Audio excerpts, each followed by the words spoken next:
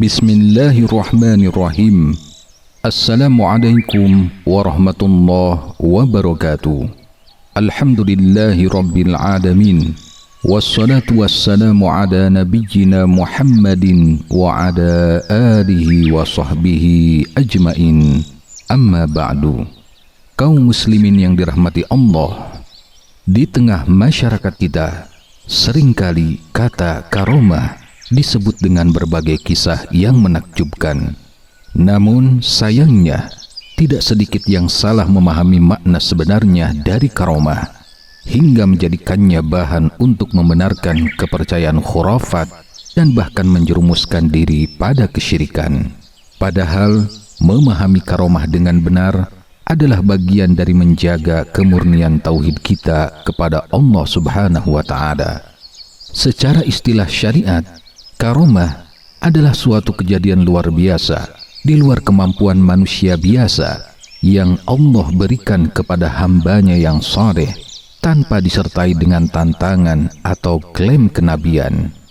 Karomah bukan hasil latihan, bukan pula sesuatu yang bisa dipelajari seperti ilmu bela diri atau tenaga dalam. Ia bukan juga sesuatu yang bisa ditampilkan sesuka hati. Karomah terjadi murni karena kehendak Allah, sebagai tanda kemuliaan bagi hamba-hambanya yang dekat kepadanya, yakni para wali yang menjaga tauhid, menjauhi dosa besar, dan senantiasa berbuat kebaikan. Allah Subhanahu wa Ta'ala berfirman di dalam Al-Quran, A'udzu billahi minasyaitonir rajim. ألا إن أولياء الله لا خوف عليهم ولا هم يحزنون. Ketahuilah, sesungguhnya wali-wali Allah itu tidak ada rasa takut pada mereka dan mereka tidak bersedih hati. Ayat ini menunjukkan bahwa kemuliaan para wali Allah terletak pada iman dan takwa mereka, bukan pada kemampuan menampilkan hal-hal luar biasa. Dalam sejarah Islam, kita dapati kisah-kisah karomah yang benar adanya, seperti kisah Umar bin Khattab radhiyallahu anhu ketika beliau sedang berkhutbah di Madinah, lalu menyeru, "Ya Sariyah al-Jabal al-Jabal," wahai Sariyah, ke gunung, ke gunung. Dan ternyata pasukan Islam yang jauh di medan perang mendengar seruannya itu dan mereka selamat dari serangan musuh. Atau seperti kisah Maryam yang mendapatkan rezeki dari Allah berupa buah-buahan di mihrabnya.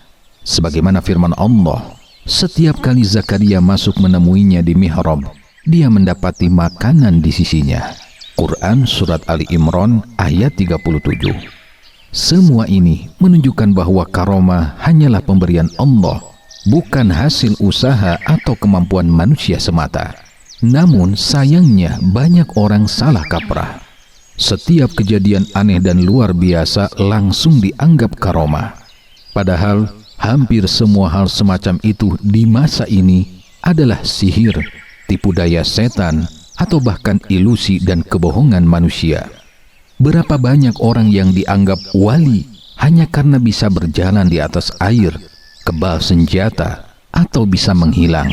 Bahkan ada yang meyakini seseorang bisa hadir di beberapa tempat sekaligus atau mengetahui hal gaib secara mutlak. Semua keyakinan seperti ini bertentangan dengan prinsip tauhid. Nabi Muhammad SAW telah memperingatkan dengan tegas, من أتى كاهنا أو عرافا فصدقه بما يقول فقد كفر بما أنزل على محمد صلى الله عليه وسلم.